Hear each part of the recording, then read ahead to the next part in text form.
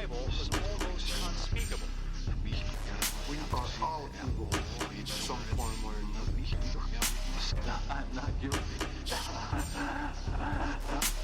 The dead won't bother you. It's the living you gotta worry about. If I couldn't keep them there with me whole, at least I felt that I could keep their skeletons. Hello, everyone, and welcome to the Bad Taste Crime Podcast. I am Janelle. I'm Vicky. We're here for another awesome episode while Vicky's on her deathbed. I'm still sick. It's fine. It's getting better. I'm sure by this point, hopefully. I don't know, man. Are you going to make it to 2022? Oh, God, we'll see. Hopefully. I'm not even going to be in the state to celebrate New Year's, so that's cool. Good. I'll be in Michigan instead. Not much better, but, you know, it'll be fine. It'll be a good time. Well, this is our show, and we're going to do it now. And go. And go. Go. If this is your first time listening, a special hello to you. We are going to head over to the newsroom. Our food is unfit to eat. We sit watching our TVs while some local newscaster tells us that today we had 15 homicides and 63 violent crimes, as if that's the way it's supposed to be. We know things are bad, worse than bad. So, BuzzFeed. They have actually Reliable started... news. Here's the thing. Is they started hiring, I think, some actual journalists because... Not just people who used to work at Cracked. Yes. Yeah, me neither. I don't understand either. They have actually been putting out some really good reporting the last couple of months on some really heavy hitting stuff. Wow. Yes. Yeah. They were shook. They were actually the first to report on one of the papers' releases. I don't know if it was the Pandora Papers or if it was one of those. I know. Yeah. So they have been putting out some really interesting stuff. I found this. They actually obtained some documents through Freedom of Information requests that date all the way back to, I think it was like 2011, 2012 that they've been like, and some lawsuits and some refilings. Wow. Yes, to get some interagency reports, hundreds of interagency reports. They discovered that the CIA has obtained credible evidence that at least 10 of its employees and contractors committed sexual crimes involving children. Most of the cases were referred to U.S. attorneys for prosecution, but only one resulted in any charges.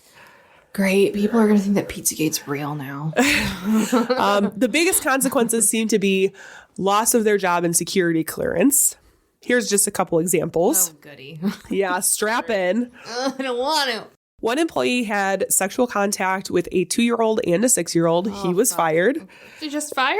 Only fired. Okay. A second employee purchased 3 sexually explicit videos of young girls filmed by their mothers. He resigned.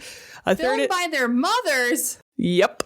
Oh, no. There is a cabal. Vicky, there's a cabal. Oh, God, please. Don't add fuel to the fire, Janelle. A third employee estimated that he had viewed up to 1,400 sexually abusive images of children while on agency assignments. The records do not say what action, if any, the CIA took against him. That's kind of a tricky one. Because if you're doing it to solve crimes? I don't think it was. Solve crimes? No. I do not think that's what this was. Okay. How does that even work? What?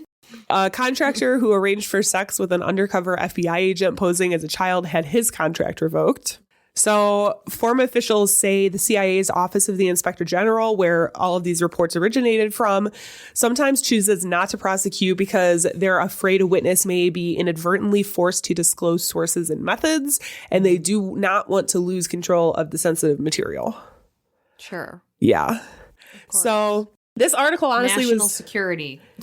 This article is really interesting. And they did, of course, post up all of these documents, which are heavily redacted. Mm-hmm. You know, they are CIA documents after all, but pretty shocking stuff because it sounds like there's kind of a child abuse issue.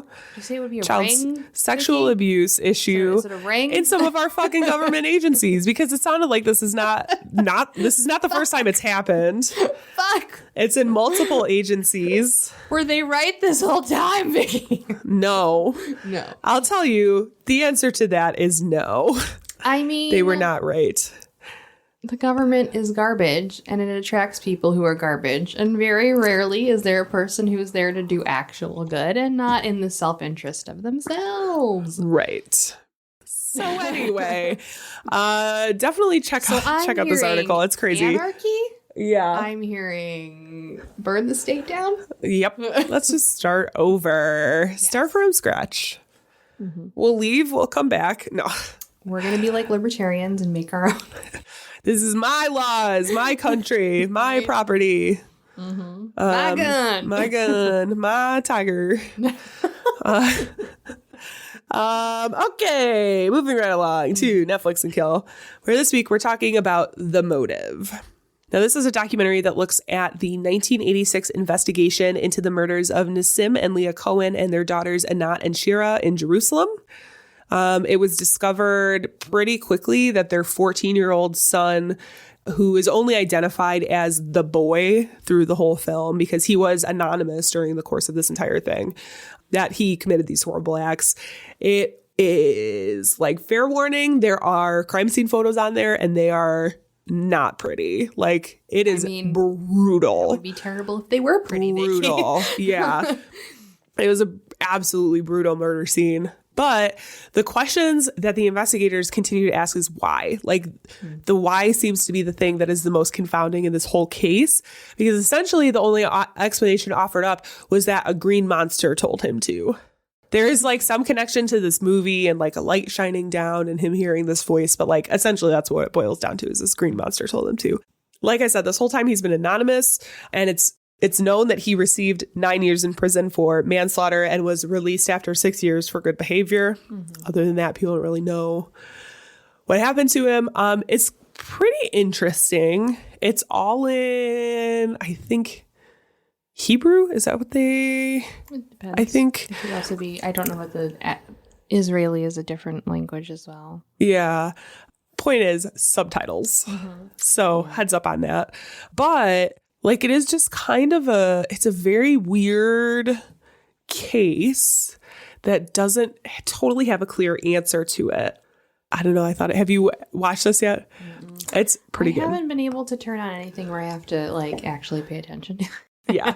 That's why I was like, subtitles. I was like, I can't do that right now because then I'm going to actually look at the screen and I need noise. Yeah. That's why I like to give a subtitle warning, because these are, I don't want to say that to deter people from watching them, but like that has an effect on my decision to watch something. Pay attention. Yeah.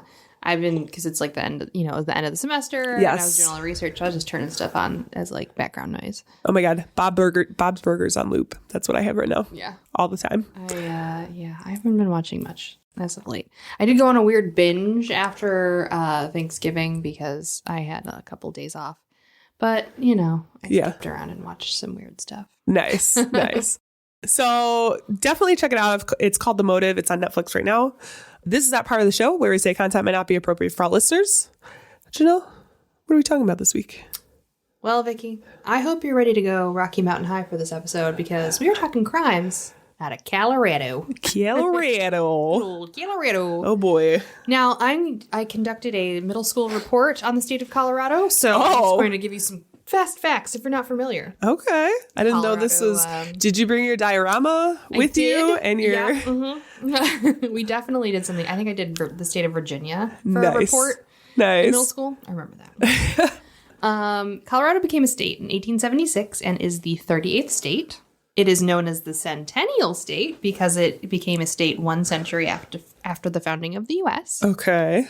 The capital is Denver, and the state dinosaur is a Stegosaurus. And yes, that is a thing. Do we have a state dinosaur? We do, and I don't remember what it is. Why? I don't know why, but state dinosaurs are a thing, and Colorado is a Stegosaurus. Illinois state dinosaur. There's all kinds of weird things. There's the flower. Why do we need a state song, dinosaur? A motto, a dinosaur, a mineral. List of U.S. state dinosaurs. What? You're welcome. What? Some of these are from the 90s. Yeah. Dinosaurs are heckin' cool, obviously. Oh, you know what? Not every state has a dinosaur. Do we have a dinosaur? We have no, we do not. Illinois? How fucking dare you? There's actually not that many that have a dinosaur. Well, Colorado does, though. Probably because they find a lot of dinosaurs in Colorado. Wow. So you Interesting. can petition your state to have a state dinosaur if they do not. So. Oh, we'll have to stop. Okay, so we're going to have to come back to this off mic because this is kind of interesting, but please continue. I'm in dinosaur history now. Woo. So our tale today is going to cover the hottest thing to come out of Colorado before weed that was legal. And nice. Vicky, I hope that you're ready to ride the silver bullet. There's a little clue. We're going to be talking about the kidnapping of a family member who belonged to the biggest brewing company in U.S. history. This is the kidnapping of Adolf Hoors III. And that's Coors? Right. Coors. Like Ride the silver beer? bullet. Coors. Yeah, the beer. Oh, okay. So, the one who started the Coors company, the OG himself, and again, in a very unfortunate name, Adolf Hermann Joseph Coors.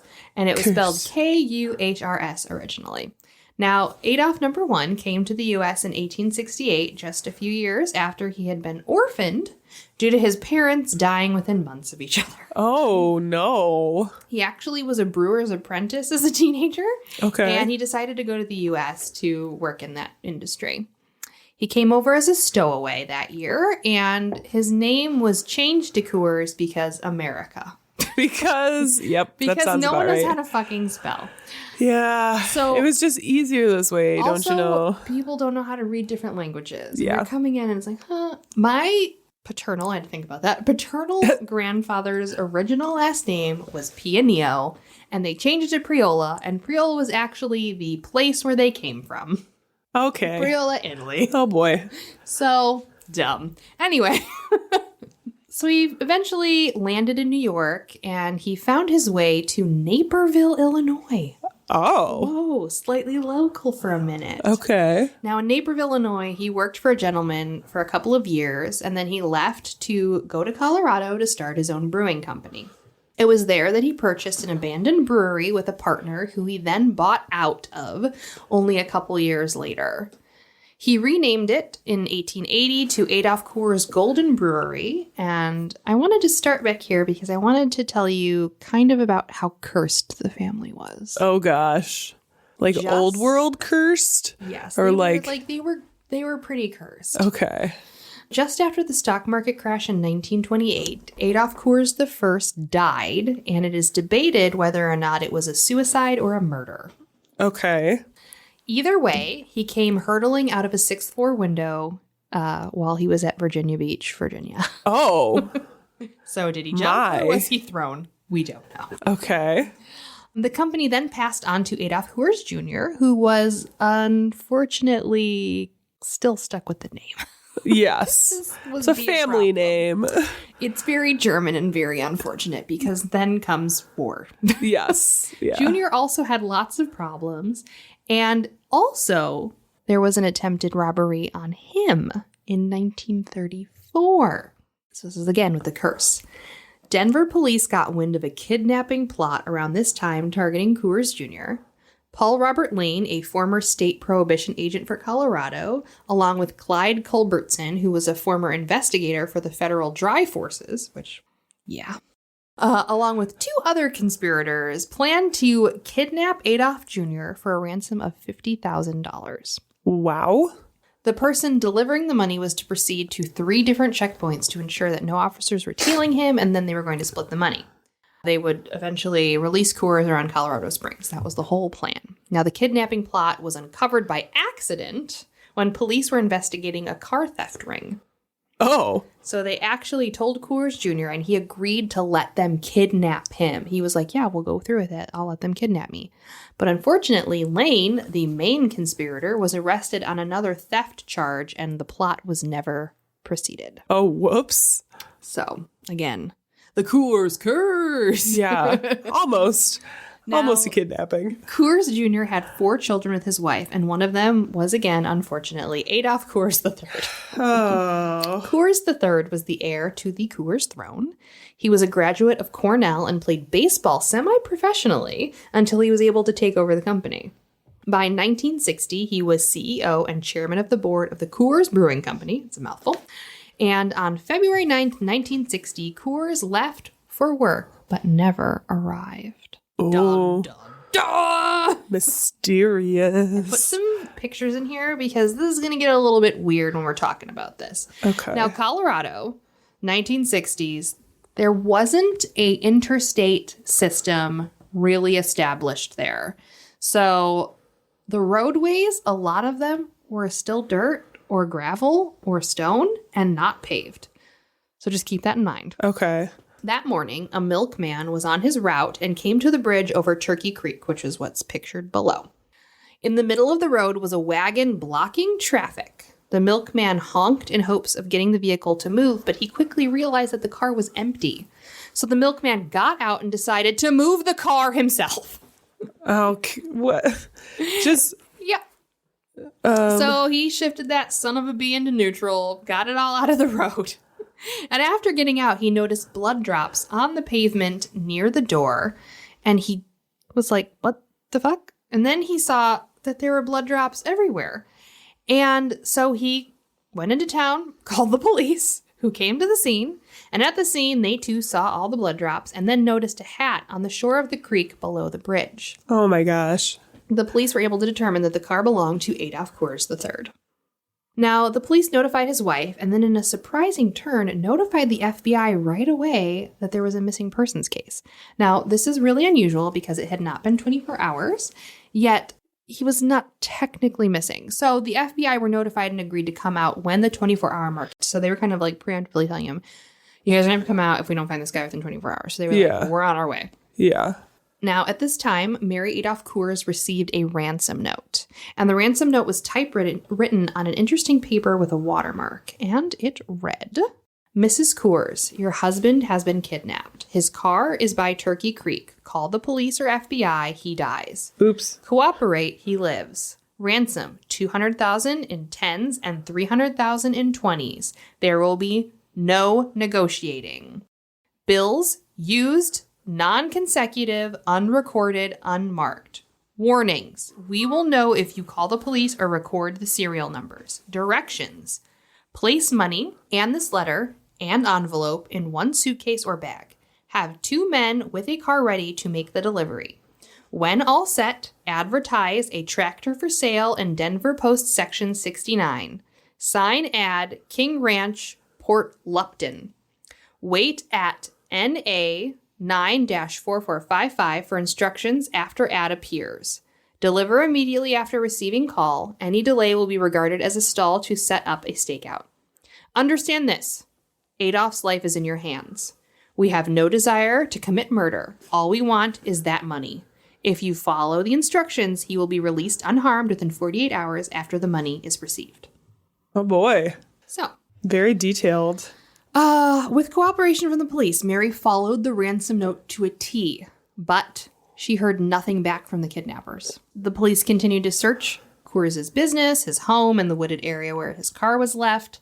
They looked into people who might be of interest, who might want to make Coors pay. One angle they investigated was the local Colorado unions. Coors Company had been embroiled in recent years fighting the unions. They were accused of unfair labor practices, and the company was currently being boycotted. They interviewed people in the area and had a few people mention seeing an unfamiliar canary yellow 1951 Mercury. That stands out.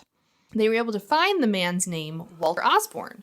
Osborne was investigated further, and the FBI were able to find records of him purchasing a typewriter shortly before this. Ooh. They also found recent records of a gun purchase.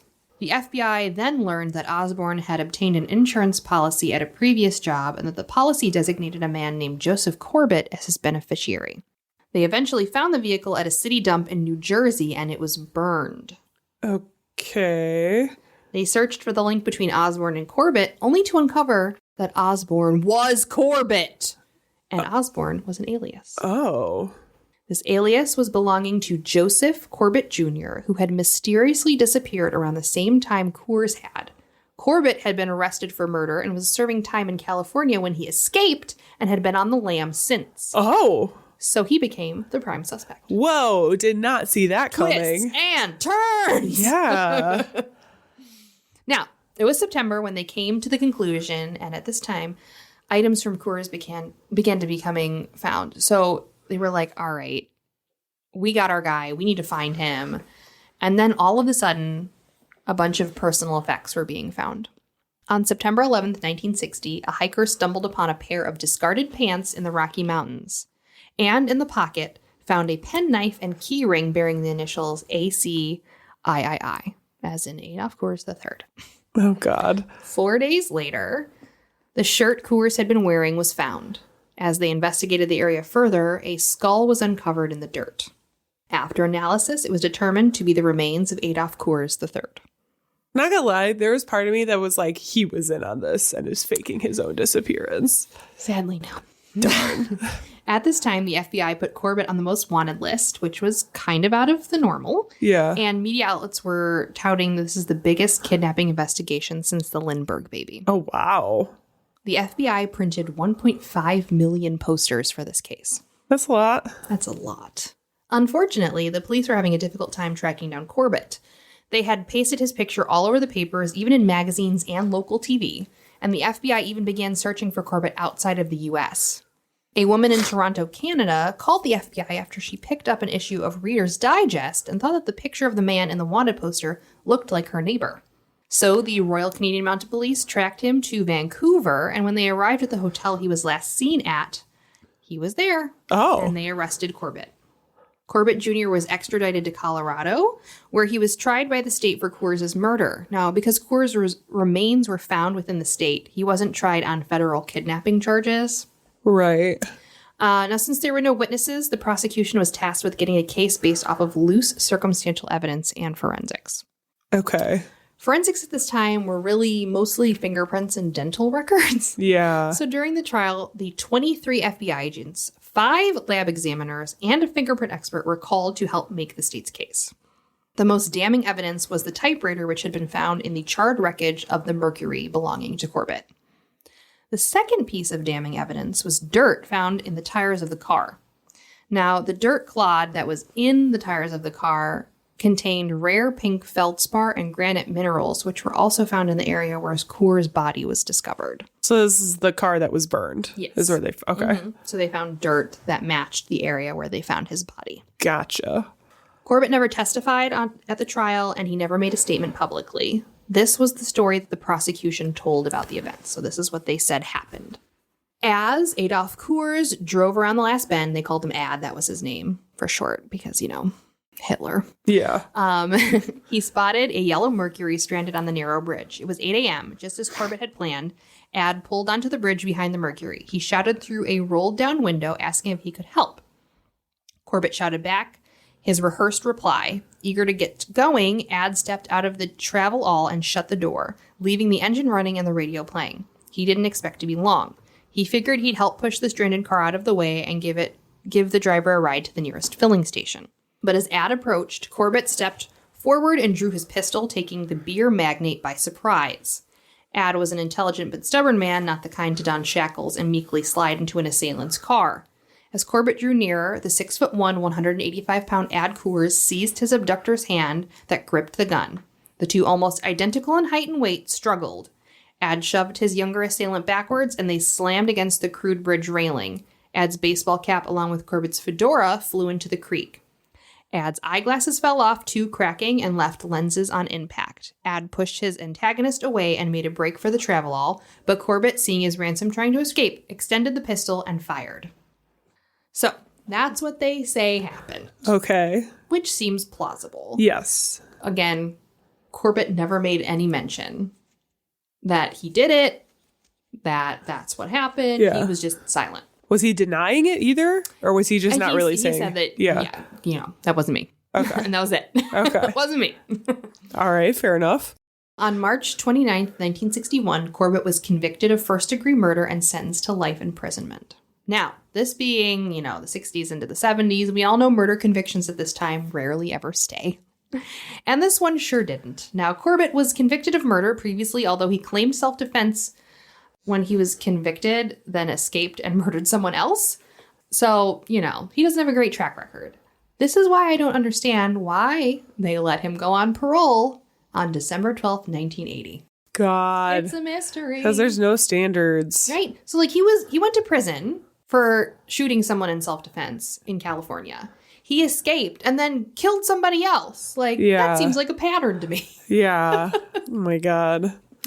Anyway, in 1996, Joseph Corbett gave his one and only interview about this case. This is an excerpt from the interview with the Denver Post. For the first time since the kidnapping and slaying of Adolf Hoors III 36 years ago, on February 9th, 1960, Corbett has spoken publicly about the crime he claims he didn't commit. In 2 interviews with the Denver Post last week, Corbett talked of his childhood, his years in prison, and his recent life in southwest Denver. So he went back to Colorado. Why? I mean, why? Where else would you go? He also revealed a lifelong fascination with the Lindbergh kidnapping of 1932. So I wonder where he got the idea from. Aging and slightly stooped, Corbett resembles a chemistry professor as he squints through wire-rimmed bifocals. Few would guess that that his campuses were San Quentin and Cannon City, not Berkeley or Boulder. Okay. Despite convincing evidence against him, Corbett denies any role in the Coors kidnapping. Reclusive, bookish, and virtually friendless, and without family, Joseph Corbett Jr., now 67, wants nothing these days so much as privacy. Because he is still recognized in public, the man with the 148 IQ spends his days in a small apartment drapes drawn tight, with safety pins, reading his books and magazines, pondering what might have been. He disconnected his phone years ago, he said, because of crank callers. Corbett's has been a squandered life. This much he admits. If brains were computer chips, his would be a Pentium 150. Damn, that's crazy. A Pentium 150, you say? Yes. Whoa. Let me just pull up my nerd glasses. Yeah, right? Yeah, it's a Pentium 150. Before his life fell apart, Corbett was a Fulbright scholar at the University of Oregon. Now, Corbett went on in this interview to say that he had an alibi and that his alibi witnesses were never called to the stand.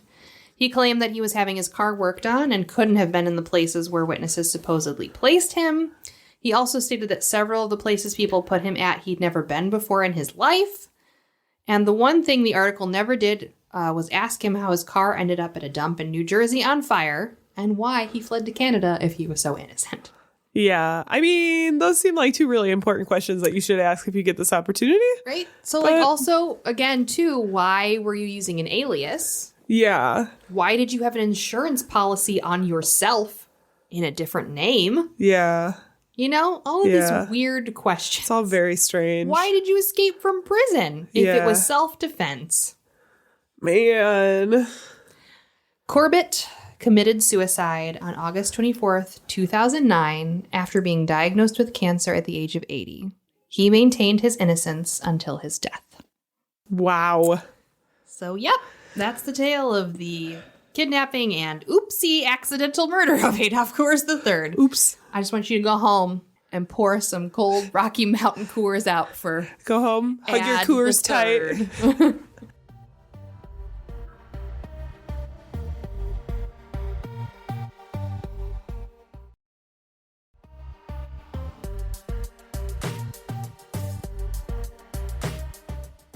All right, so I am looking at, well, the story starts with a plane crash. Ooh.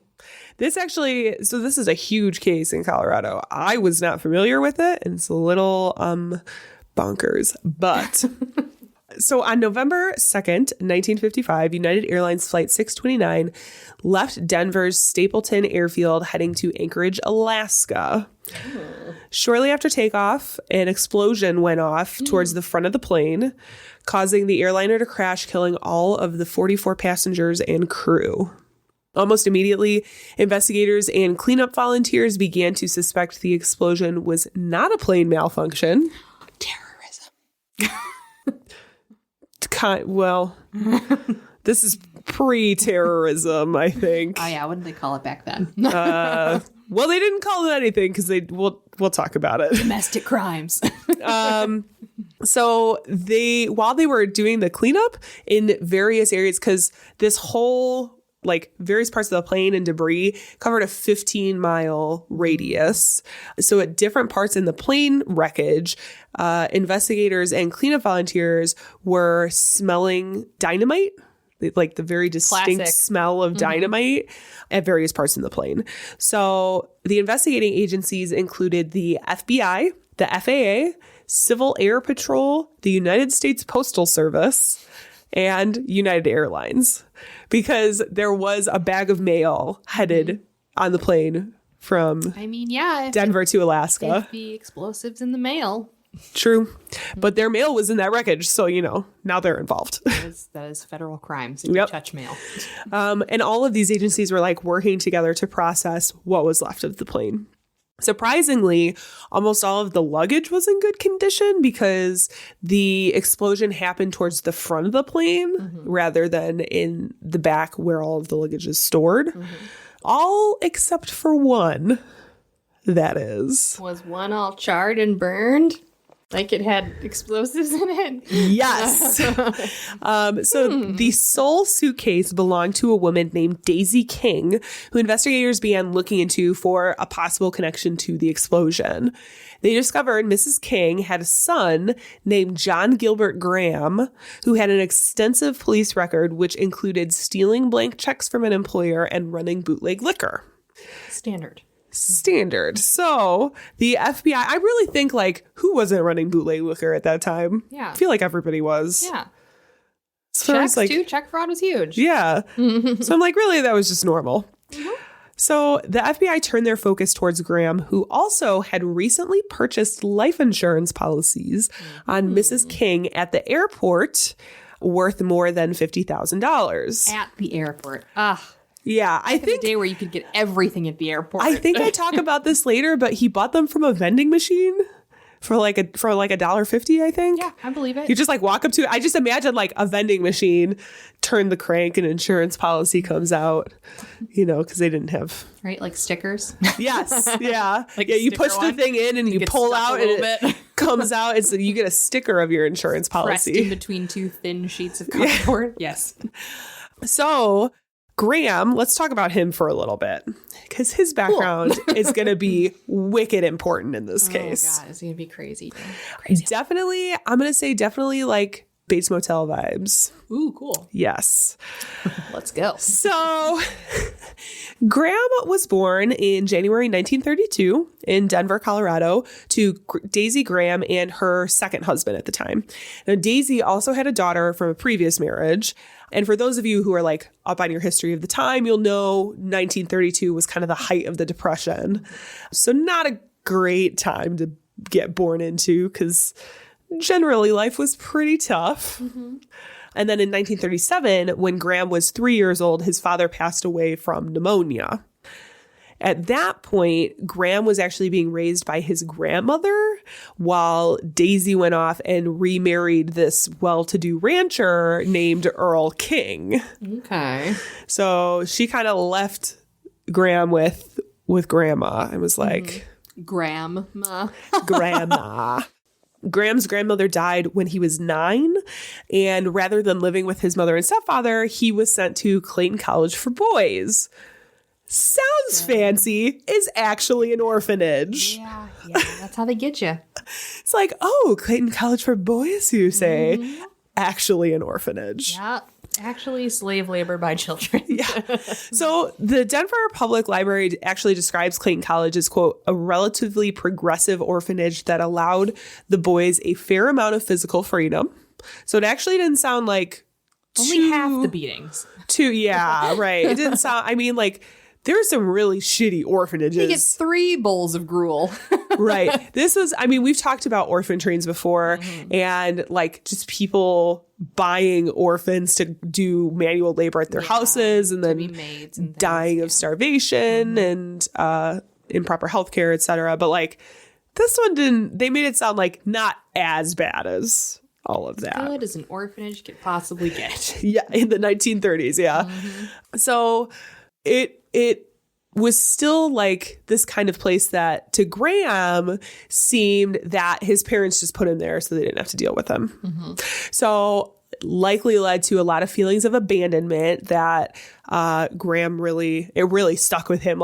his entire life, only added to by the fact that he would return to his stepfather's ranch for the holidays and then be sent back to Clayton's College for Boys after the holiday break was over. So part-time orphan? Yes. Okay. Yeah. So he'd like go home and have a little taste of like being home with family and then be like, back to the orphanage with you. That's so bizarre. Yeah. It's very weird. It's very weird. When he was 13, Graham actually moved in with a neighbor of the stepfather. And it was like just for a short period of time, but it didn't really work out. And so he was finally allowed to live with his mother at the ranch. At some point in all of this, his stepfather actually passed away and left her with all the stuff. So I mean, that's an unhired hand. Why didn't you just like come do labor? Well, and it seemed like the mother, like it's interesting because I see the description of Graham being Daisy's favorite child, and she would do anything for him. But at the same time, like it was the dad. It was the stepdad. He's like, I don't need your third wheel kid around here. But he wasn't thinking about it properly. Send that kid out and do the dude ranch stuff. The relationship between Graham and Daisy would remain strained until her death in the plane crash. When he got older, Graham actually enlisted in the Coast Guard for a short time before entering into a cycle of like short-term employment and run-ins with the police. This is kind of when he started getting this police record. Every time his mom would bail him out or pay the restitution. And I definitely get this kind of like rich kid vibe where it's just like, especially at that time where it's really easy to just pay off, be like, make this go away. Because she was still super wealthy. The impression that I get, though, is that Graham felt a lot of resentment towards his mother and never felt like she really wanted him or that did dump him in an orphanage. He was loved by her. Yeah. Warranted. Yeah. Like totally justified in those feelings. It wasn't like she was a drug addict and had to forcibly leave him there. She chose to put him in an orphanage. Yeah. So she lived with her rich husband. Yep. Not saying this is right, but like that's just the reality of this is the reality. In 1953, Graham married a woman named Gloria and had 2 kids. Daisy bought Graham and his family a house and gave him a job managing it's like a drive-in restaurant called the Crown A. In interviews with the FBI, Graham said that the drive-in his mother owned was not financially successful, although he also pointed out that it had been successful when he was actually allowed to run it. So I kind of get the impression that like his manager status was kind of in title only, and Daisy was kind of like running things over his head. And so he was like, but I'm the manager. Yeah. So it was also during this interview that it was revealed there had been an explosion at the drive-in in September 1955. Burgers, man. Someone had come in and disconnected the gas line, allowing gas to fill the room until it reached the pilot light on the water heater, which ignited and then caused the explosion. Like an insurance scam. Interesting, right? Now, these interviews with the FBI, along with interviews of Mrs. Graham and other relatives and associates, became crucial in putting the events together from that day in November 1955. Daisy had actually been living with Graham and his family on and off. So she did a lot of traveling and flying around because she had a couple properties all over the place. So she would like come in, stay at the house for a while, go off to deal with some business, come back in, stay at the house, go to this other property, back and forth, back and forth.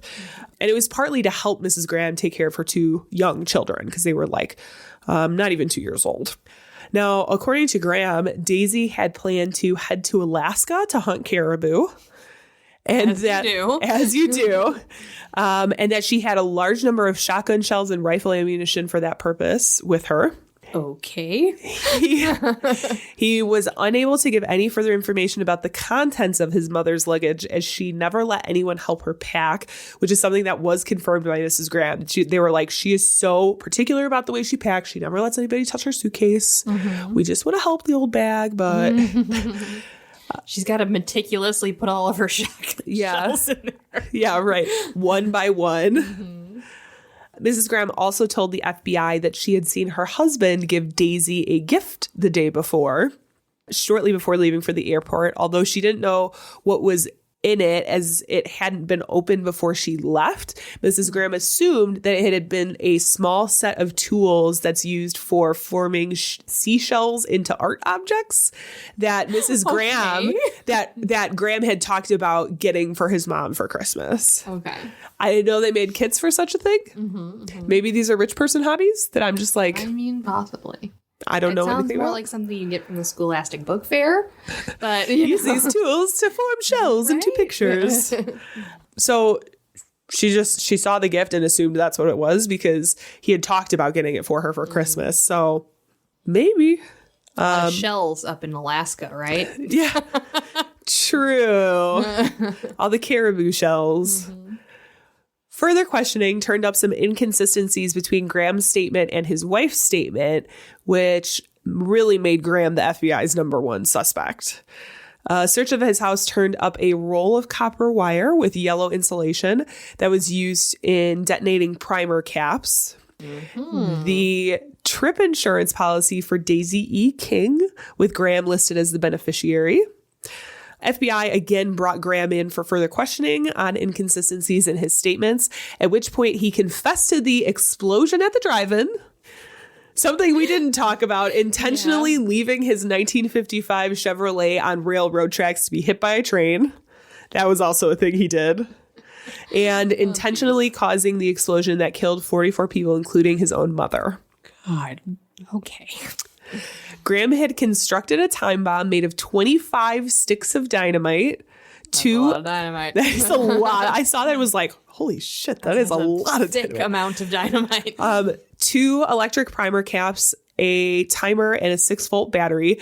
I also saw that he had, when he took the luggage to the counter, like he paid the extra $35 because it was overweight. Like it was over, he had to pay a fee because of all the 25 sticks. Because of all the dynamite. Yeah. Later, when speaking with prison psychiatrists, Graham talked about hiding the homemade bomb in his mother's suitcase before she left. Graham then set the timer for 90 minutes before giving the luggage to the United Airlines counter. Walking through the airport, Graham stopped at a vending machine. This is it. And purchased the $37,500 in life insurance for $1.50 and put himself down as a beneficiary. I love the idea of life insurance vending machines. Because again, remember, like this is that time where you could be like, I want to take a life insurance policy out on my neighbor. Yeah. You know, lawless. Nobody gave a shit. You just did it. And then all of a sudden they turn out dead and then you get money. Yeah. That's kind of how it worked. Now, according to Denver 7 ABC, quote, he told the doctors that he realized there would be dozens of other people on the plane, but the number of people to be killed made no difference to me. He told the doctors it could have been 1,000. When their time comes, there is nothing they can do about it. End quote. Why didn't he sabotage the car along with his mom at the same time? Because he and his family drove her to the airport. And they talk about too, like after she got on the plane, he got really sick in the bathroom. And some people talk about it as like an excited stomach because knowing what's happening, he explained that as he and his family had dinner at this place at the airport and the food was like cheap and bad. And so he got sick in the bathroom. Like there's that too. So like, it does not happen that fast. Yeah, I know.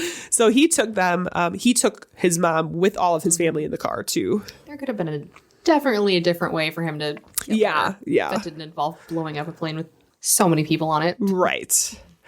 Graham had been charged with sabotage, which was later changed to murder for the murder of Daisy King, because at the time there were no federal statutes that made it a crime to blow up an airplane. So this is why all of a sudden people be blowing up fucking airplanes left and right. Yes. So this is why when you said terrorism, I was like, yeah, that wasn't a thing yet because they weren't even considering. I mean, really, the term terrorism didn't happen until the 80s. No.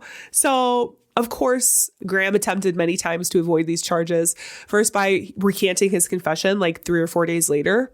This was, of course, unsuccessful due to the amount of evidence that investigators also had against him. At one point, Graham attempted to plead insanity, eventually attempting suicide while awaiting trial. He was put under 24-hour surveillance and given a mental health evaluation, and the doctors determined that he was mentally stable enough to stand trial. this at that time is one of those things that I'm like, maybe not, because the standards for what's considered mentally stable have changed significantly. Yeah. Also, I mean, it's entirely possible he still was, but I'm just saying, anytime I see that in research, I'm like, sure. Is he though? Is anyone truly mentally stable? No, nobody our age for sure. This trial in particular was a special one because it was the first trial in United States history to allow cameras into the courtrooms during the proceedings. Now, of course, these weren't live broadcasts because they didn't have the technology at the time.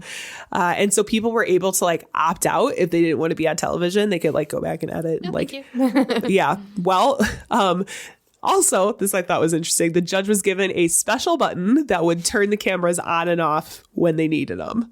So if he needed to have like counsel, private counsel, he just turned the cameras off. Interestingly enough, Graham was the only person to opt out of the television coverage. We already know what you look like. Right.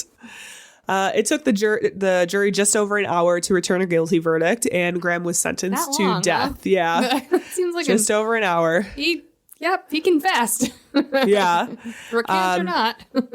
I also saw that like during the trial, the defense didn't object to any of the witnesses or any of the testimony. They just kind of let the case play out. Graham chose to waive all of his appeals, appearing to be resigned to his fate. Eventually, his execution date was set for January 1957. While he was on death row, Graham continued to deny that he had killed his mother, although he readily admitted to building the bomb. How does that work? I don't know. I built it, but she detonated. Yeah, I built it, but I didn't leave it there. Right. Like, she packed it because no one was allowed to. Yeah, I made sure to show her how to set the timer the night before, but after that, I don't know what she did with it. Like, and all the shotgun shells just set it off. Yeah. Friction, right? Graham became the 96th person to be put to death under Colorado's death penalty. And at this point in time, it was when the gas chamber was being used. Oh, man. Okay. Yeah. So he was put to death by gas chamber. It's not fun. Yeah. Something interesting happened after his death, actually, again, from the Denver Public Library, quote, "In a bit of the brand of irony that frequently accompanies atrocity, Graham was able to convert his own death into insurance money.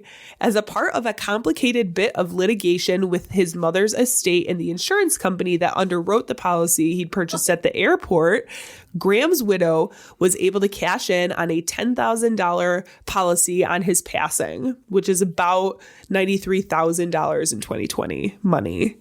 Under the terms of the deal, the insurance company and King Estate paid off a $500 premium on a separate policy on Graham's life that his indigent widow was unable to pay on her own in exchange for relinquishing any claims on the estate or other policies.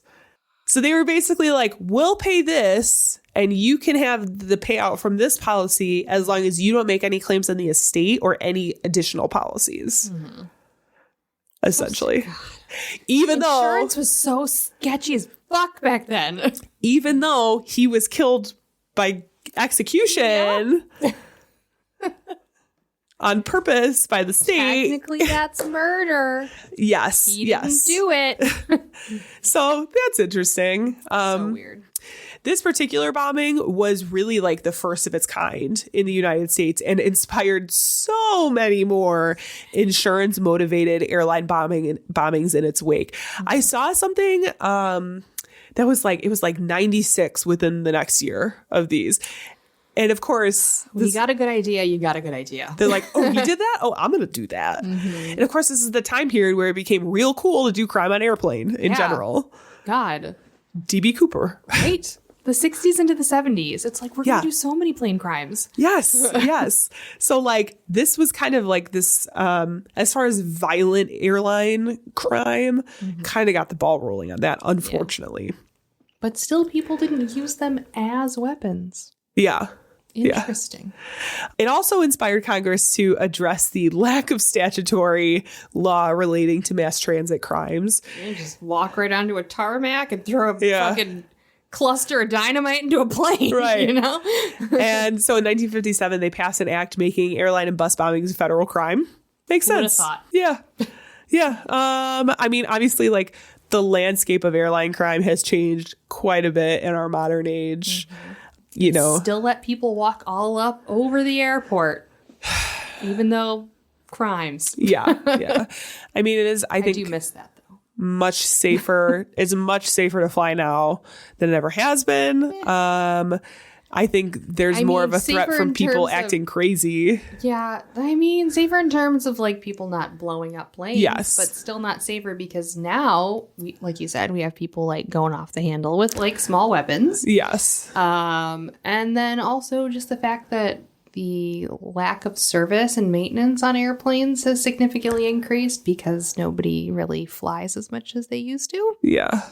So now you have that issue of planes just crashing because people aren't maintaining them. Yeah. Fun. So anyway, that never get in a plane is the moral of our story.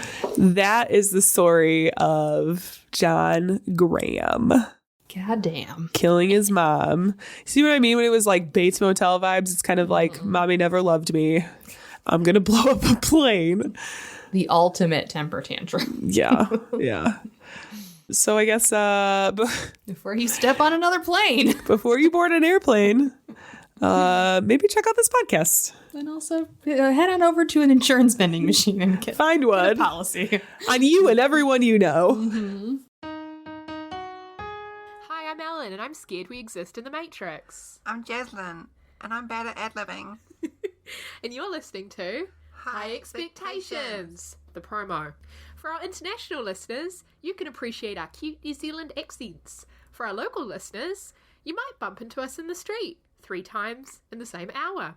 Our podcast is about pop culture, sexuality, relationships, interesting hobbies, banter, and ragging on each other. You can find us on Apple Podcasts, SoundCloud, Pocket Casts, Podcast Addict, or anywhere you might like to find podcasts. Yay, please subscribe. Goodbye. Well, Janelle, that has been our show. We made it through another one. Woo! Yeah. So much enthusiasm coming out of this room. It's because right after this, I'm going to go get lunch and then take a nap. That sounds like a great plan. I have to go do art things. And then do homework. Art things. I don't have to do any homework. I got tons. I do have to do a lot of painting of stuff and spraying and sealing and fun. Yeah. So what do we got? Do we have anything? When is this coming out? I don't know. What's time? Let's take a look. Is this the new year already? I think it's so. New year. Yeah, I'm pretty sure we're in the new year. Happy New Year. Happy New Year. We are recording at a weird time where none of us know anything that's happening. No. All right. Well, then. So, congratulations on the new year. Hooray. We made it. 2022, guys. You had so many good holidays. Back to the real world. Back to the grind. Mm-hmm. If you enjoyed this episode, you can find this and many more like this at badtastecrimepod.com. We also have a link to our merch site if you want to get some like sweatshirts or like, do we have crew necks? I kind of want a new crew neck. It's kind of what I need. I haven't updated the shop. I know. Yeah, we should be updating the shop here pretty soon. I think we're going to have a little bit more time. Yeah. Yeah. So we'll sink some time to that. But if you want to support the show, you can also do so. There's a donate page at the website.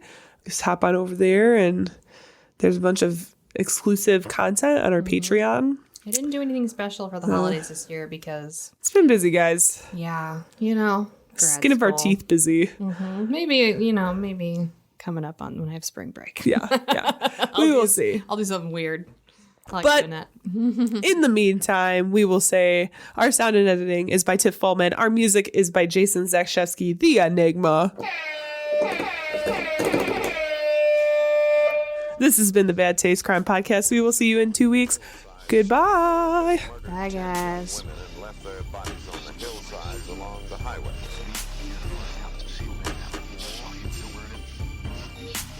It was as if a wave of evil washed over this town. We are all people in some form or